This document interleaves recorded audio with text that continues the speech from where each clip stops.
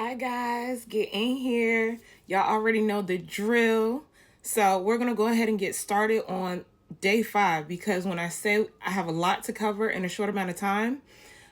So Diddy's defense team, they start off point blank asking Cassie if she felt as though Diddy was having a blackout episode at the Intercontinental. And Cassie responds, I believe he was intoxicated. Everyone's definition is different. And so the defense moves to say, you said blackout is what you write here. Cassie responds, when you get effed up the wrong way, is what I'm saying. And they were just like, what do you mean by that? And she said, with drugs and alcohol. Then the prosecutors, they asked her just like, hey, this is not any evidence. What do you mean? So then the defense moves and they make a quote, and they quote Diddy where he says, F Friday, I don't ever want to do that again. And Cassie responds back, LOL, true. And they were asking if Diddy suspected she was having an affair with someone in the industry and what happened when he took her phone. And she said they were in the car and he told her to call her mother, right? He ends up grabbing the phone and a huge fight occurs and he ends up leaving for hours to the point of her mother actually calling the police. Upon that happening, while Diddy had her phone, he ends up calling a couple people, I guess, while he just sitting there going through her phone, reading messages for hours on hours. And I'm just like, yo, this is crazy as I'm reading through it, right? And this man finds out that she is dating, but as he calls it, an affair with an NFL player. And so the defense asked her about that. And she said, well, he doesn't play anymore, but he did play in the NFL. Did not say any names. So no, I do not know who that individual is. I have an idea, but I'm not going to say it. But then another instance, once again, the defense asked Cassie, was there a time that Diddy found out that she was dancing with another person in the entertainment industry and he got upset? That person was said to be Chris Brown. Cassie flat out came out and said, I was not dancing with him. So now we move on to 2013. Another incident where Diddy ends up taking her car, her passport, and Cassie just reiterates that he was angry. So they ask her, why did she go to Sedona? And Cassie says, to get away from the drugs.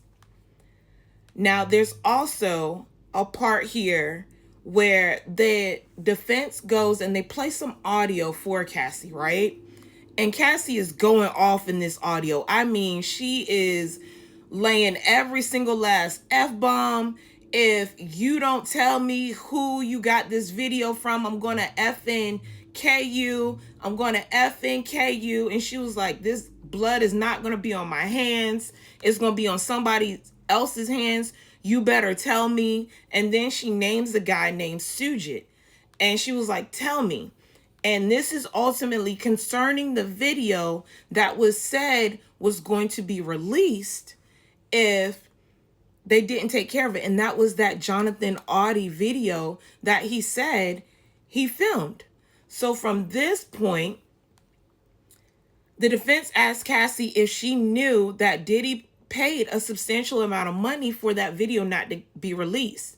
Cassie said she was not aware. The defense asked Cassie if the conversation she had with Jonathan was transcribed. Cassie said she was unsure and she did not trust him. And she went on to tell Diddy that she did not trust him. Diddy informed her that he would take care of it. So now we're moving on. They asked Cassie if she's aware if a escort was leaving comments under Diddy's Instagram post, and she was just like, no. So then ultimately there was an objection. They asked her what medication she was on to treat her opioid addiction while in rehab and asked her if she wrote a book while she was there. The prosecutor calls objection, and then there's a sidebar. Then they asked Cassie about her therapy sessions, and Cassie says she went on to receive neuro feedback therapy. and basically where they hook something to your head and they show you things and they see how you act. Then they also asked her, were you told the effects and the response to her trauma? They asked her about EMDR, and she responds, yes, it helps her with her memories and processing. And that's ultimately for her PTSD. That is what she was there trying to get assistance for. So they go on to talk about another incident where, no, excuse me, a text message where Diddy says you're so predictable, and you said you were going to tell him that you didn't want to do FOs anymore. So then the defense moves on to ask Cassie about her home life, if she grew up in a modest home out in Connecticut compared to the mansions and lifestyle that she ultimately lived in LA. So from there, the defense, they asked her more questions. It seemed really, really antagonizing.